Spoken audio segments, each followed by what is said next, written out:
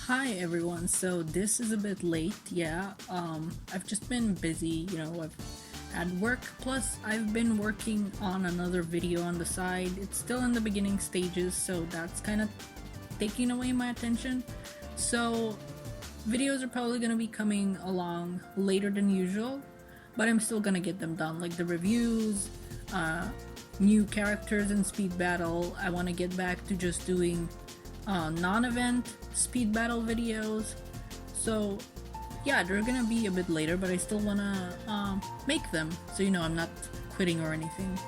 But that's been the channel update, and it's time for IDW Sonic issue number 57. And alright, I know that the other covers for this issue focus on technically our new arrival, Lanolin, but I just adore the first cover even though she's absent in it. Like, there's the lighting, their composition, the little like reflections in the Wispun, just all of it. It's really good. It's one of those covers that I wish was a poster to hang up on my wall. And we got previews recently, and I don't think that they're ever gonna stop making comic covers that I don't wish were posters that I could put up on my wall. Alright, so as the story begins, we get to see Lanolin in a leading role for the first time rather than as a background character. She's not multiple people. Well, we do get to see her Wisp, which is a new character, so I guess it is characters, so I was technically correct. But for those not in the know, Lanolin has been appearing in the background of this comic since the very start. Like, even as she was just in the background, we could see her develop as a character. From a frightened citizen to somebody nervous but still deciding to volunteer for the restoration. Or, well, at the time it was the resistance even. She wasn't meant to be more than a background character, but people really loved her, especially after her artist, Adam Bryce Thomas, gave her a name and continued drawing her even outside the comic. And now she gets to be a character in one of the stories. It's really part of what I love about the Sonic fandom. We'll see a character and run with them, loving them even if they haven't done anything major. And sometimes that develops into things like this that the writers and artists never expected. But anyway, back to the story, enough of my gushing about the fandom. She's teamed up with Whisper, Tangle, and Sonic. She seems closer to somebody of Whisper's attitude, like careful, somebody that'd rather come in with a plan instead of just leaping without looking. And on the complete opposite side of that, you have Tangle and Sonic. Impatient, they would rather go for the problem and go like head first into it instead of waiting. But because that's what's fun and exciting, and that's what's gonna be fun with these dynamics in this comic, I think. Yeah, like Tangle and Sonic being so reckless is stressful for the other two, but especially Whisper, who's seen what running out of luck can lead to firsthand. And recently she had stress with her wisps being taken away, and they were gotten back, but it was still stressful. Lanolin and Whisper get some cool action shots as they defeat a Red Eye from Sonic 3. Lanolin uses a Rhythm Wisp, and much like in game, I have no idea what it is that they're supposed to be doing. We get a flashback to how this all started. Sonic is getting called into a meeting at Restoration HQ. Lanolin wants to create a squad that helps people with threats directly rather than incidentally and only focusing on building things back up after the troubles come and gone. They've called Sonic in for a favor, I assume to help deal with the threat of Eggperial City, since he was one of the few people that went in there. Side note, but I think it's cute how he stops to check in on Whisper and how she's doing after Surge attacked and stole her wisps. Whisper is kind of like one of his friends with the most anxiety. And even since first meeting her, he's been very like aware of that and careful with that, and like looking out for her just a bit like more than he was other people.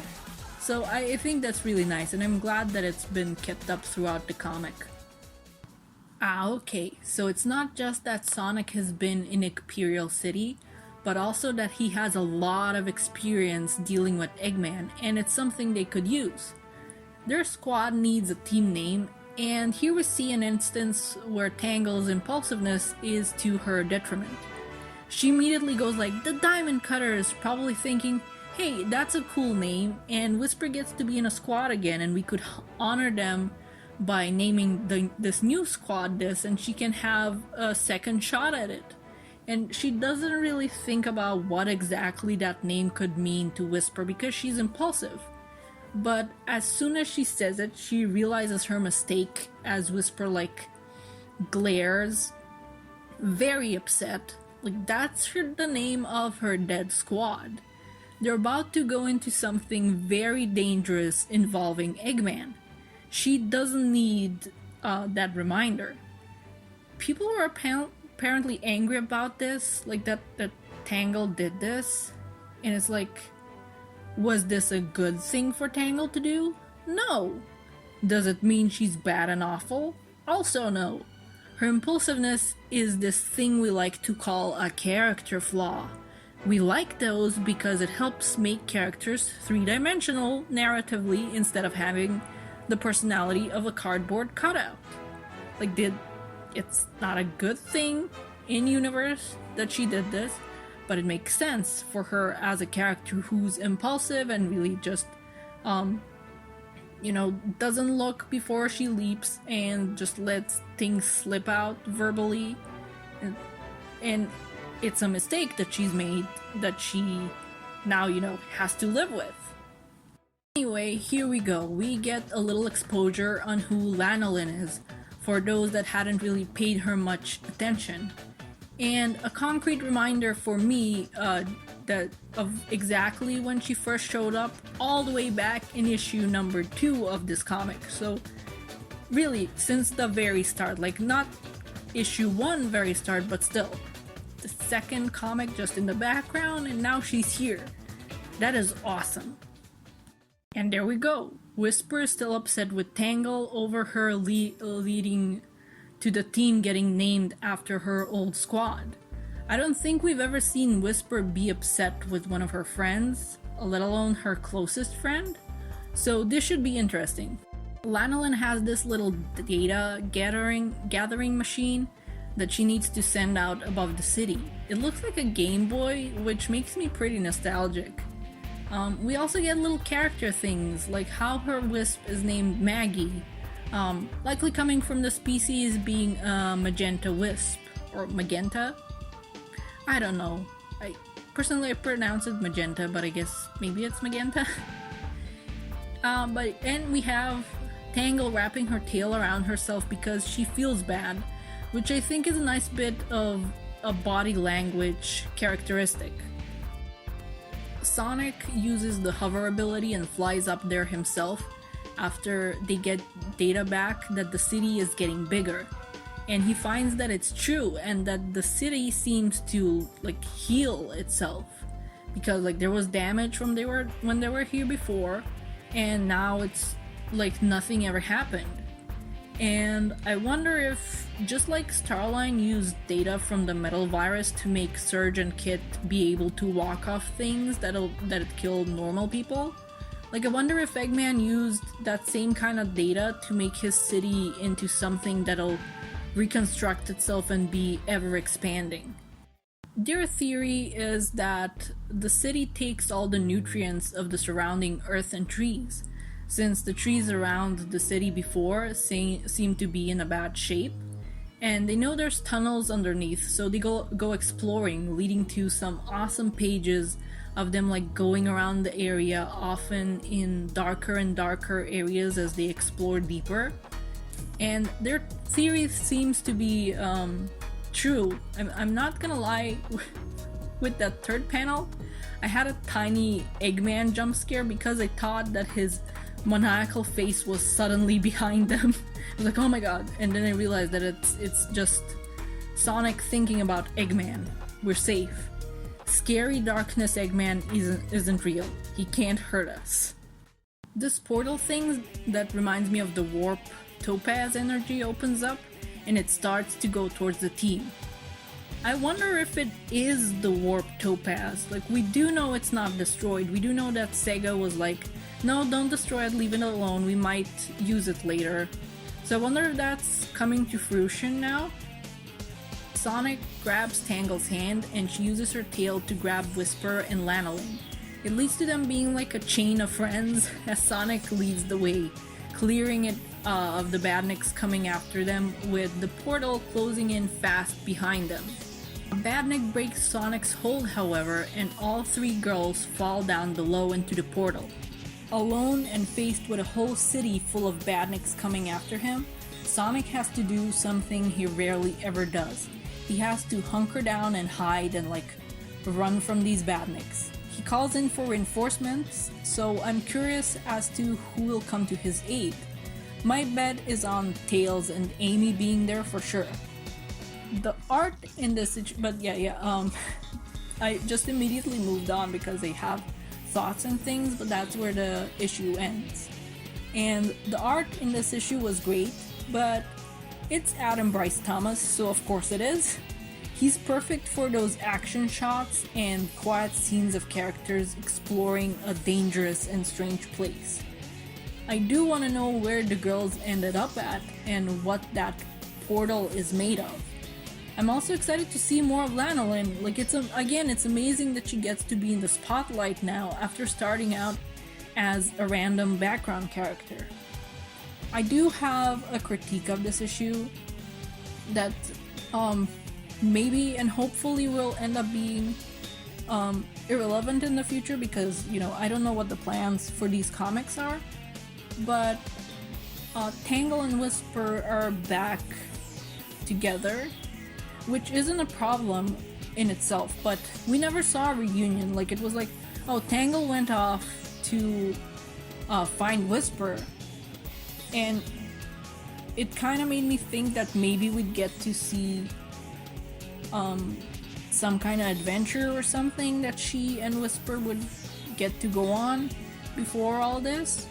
But now they're just back together. We didn't even get a look at the reunion or anything, or how Tangle found her. Well, she would have found her. I think that's the assumption we're led to, that since she was in Tails' workshop, Tangle was contacted and came for her.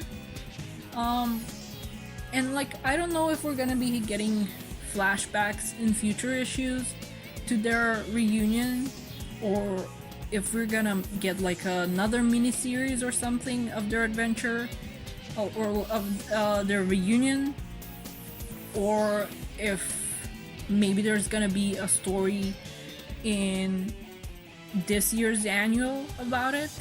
I don't know if we're gonna get something like that, but as things stand now, okay, I would have liked to see how they reunited, because as I said, Tangle went off to find Whisper, and now suddenly they're together again. We didn't see their reunion, and now Whisper is angry at Tangle, which rightfully so, and she's possibly closed off a bit again after being alone and after getting her wisps taken away, and it was stressful and traumatic and stuff.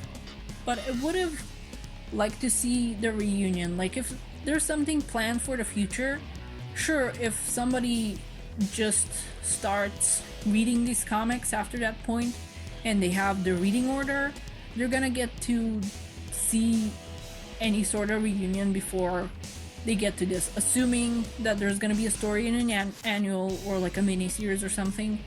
But as we are right now, with this being the latest issue, haven't really gotten to see any of that. And again, since I don't know the future, I don't even know if we're gonna be getting to see any of that? I'm hoping we do, because it feels a bit weird to suddenly have them together again without getting to see them reunite. Like, I would have loved a little character moment like that. I do hope we get to see it in some manner, like maybe a flashback in a following issue or something. But yeah, that's my little critique about the story so far, the story in this issue. But overall, it's great. It doesn't like hamper my enjoyment of it or anything. It's just a little like thing that kind of stuck out to me in a more negative manner this issue. But yeah, that's my critique, and those are my thoughts. I'm still excited. Like I said, it doesn't ruin my enjoyment of this series or this issue, and I'm still excited to see what happens next and like what else Lanolin does, and if I'm finally gonna understand what the heck it is that rhythm wisps do. But that's a me thing. That's not in the comic. I've just never understood what they do. But yeah, those are my thoughts and my tiny critique. And I'll see you when I see ya. Bye bye.